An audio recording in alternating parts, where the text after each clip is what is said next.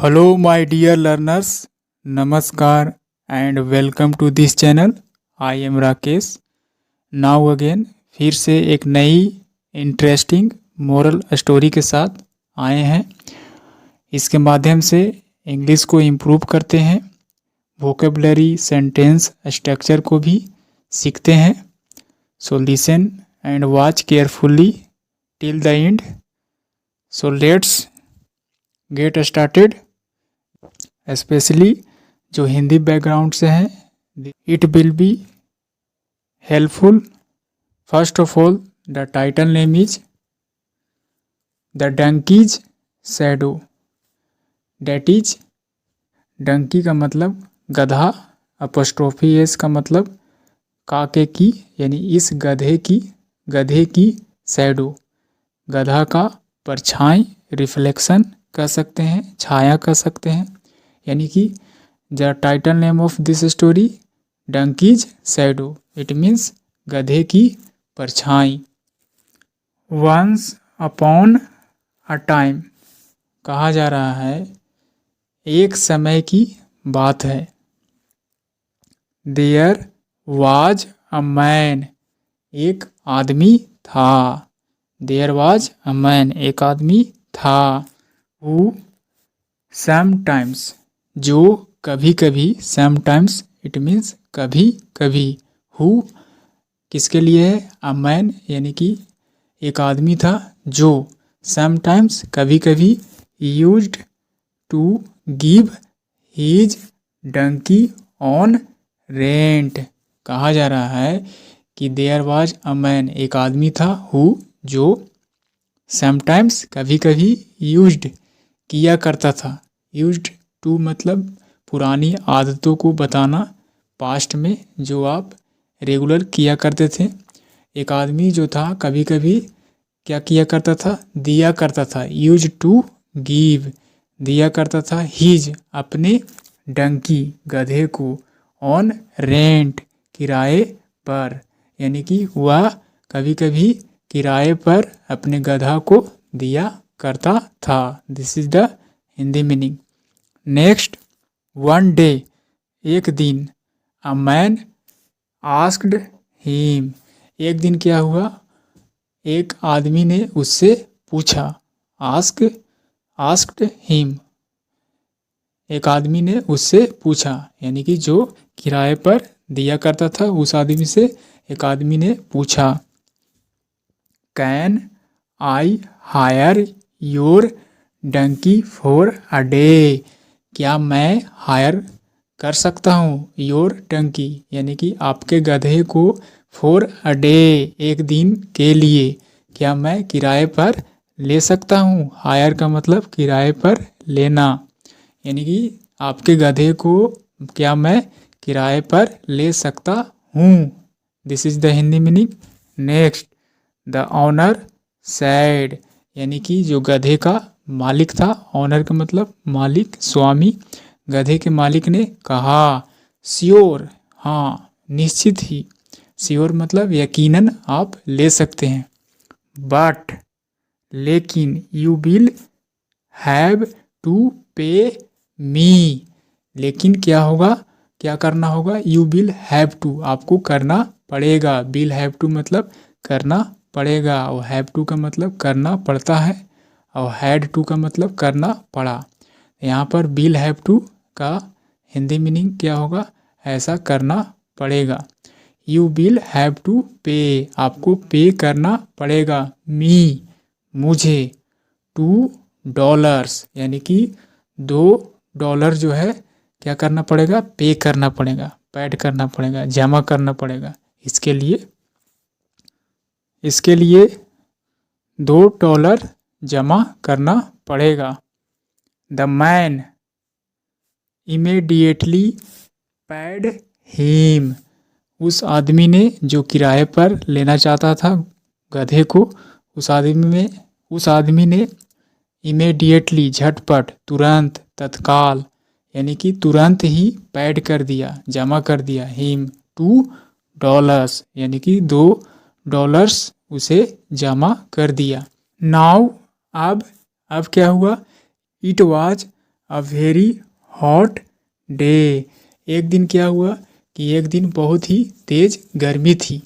A very hot day, एक दिन ऐसा था कि बहुत ही तेज गर्मी थी। Both the men wanted to stand in the donkey's shadow. एक दिन क्या हुआ कि बहुत ही तेज गर्मी पड़ रही थी। उसी दिन बोथ द मेन, दोनों आदमी यानी कि जो गधा का मालिक था और जो गधा खरीदा और गधा जो है से किराए पर लेना चाहता था, दोनों आदमी ने चाहा, वांटेड यानी कि चाहता था, वांटेड मतलब चाहता था, टू स्टैंड खड़ा होने के लिए, इन द डंकीज शैडो यानी कि गधे की परछाई में। शैडो यहाँ पर छाया, reflection, you can see in the picture. This is the donkey, this is the reflection of donkey, it means shadow छाया, and both the main you can C.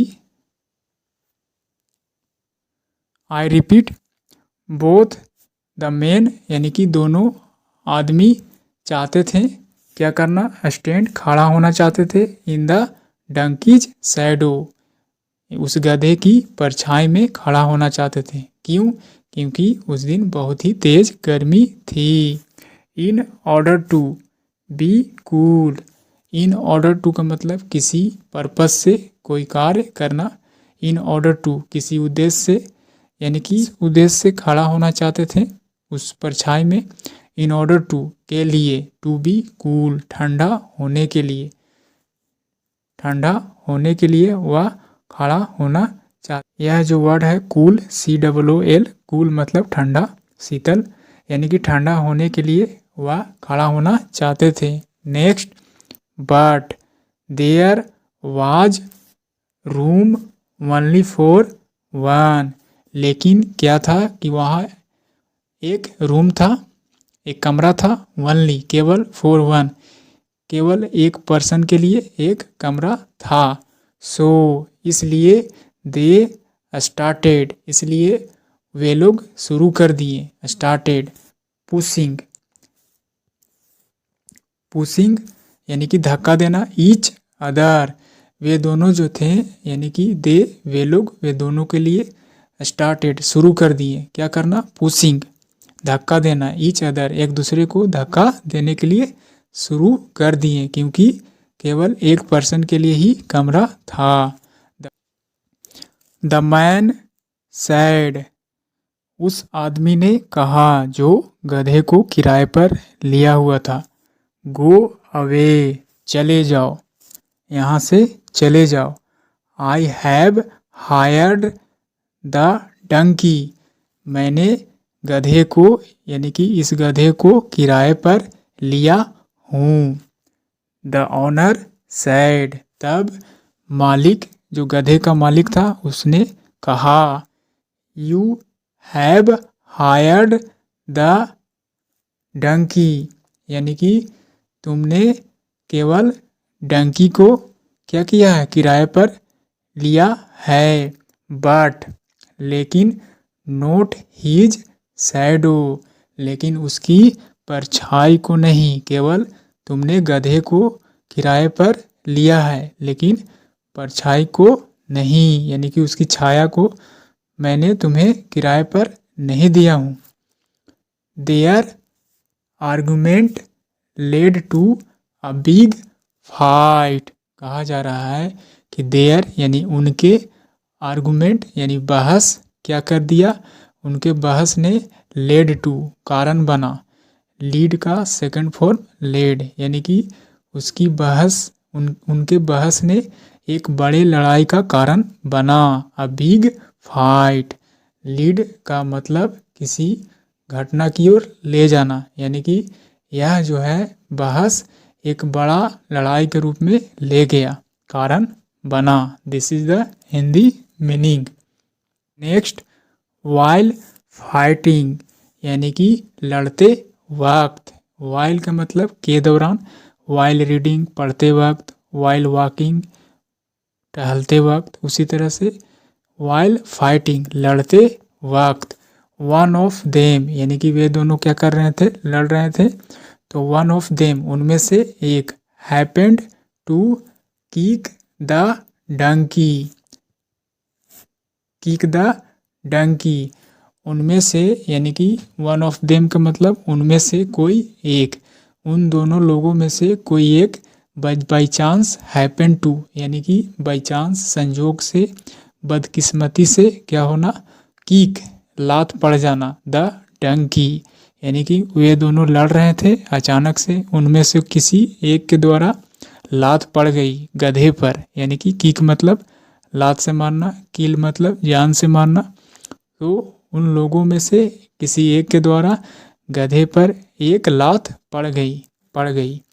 The poor donkey बेचारा गधा, poor that is Hindi meaning बेचारा, poor donkey बेचारा गधा, गोट alarmed यानी कि वह हो गया, क्या हो गया, अलार्म्ड यानी कि चौकन्ना हो गया, कि वह खबरदार हो गया, अलार्म्ड यानी कि चौकन्ना हो जाना, संदिग्ध हो जाना, इट मीन्स सतर्क हो जाना, यानी कि आइंदा लात न पड़ जाए, यू कैन से कह सकते हैं।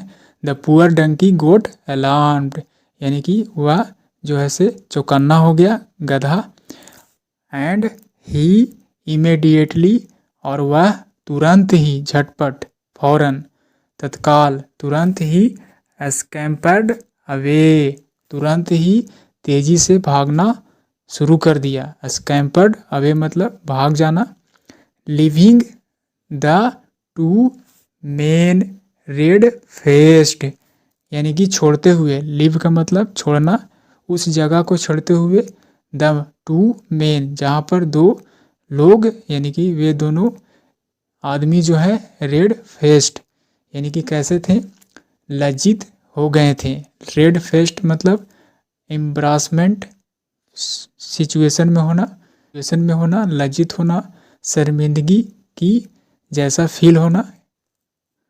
नेक्स्ट, नाउ अब, there was no donkey and no shadow, कहा जा रहा है कि अब क्या था, गधा चला गया था, इसका मतलब देयर वाज नो डंकी, न गधा और न ही उसकी परछाई, यानी कि न गधा और न परछाई।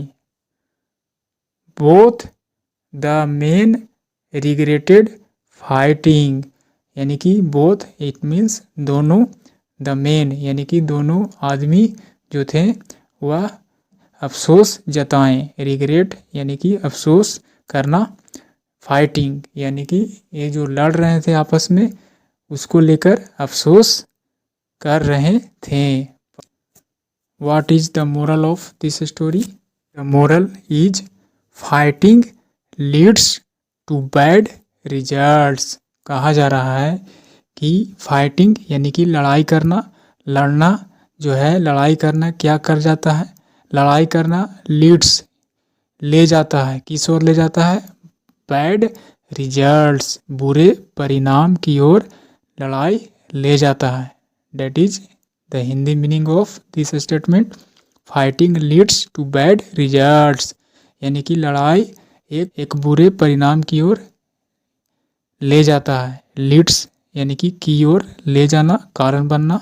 So this is the Hindi meaning.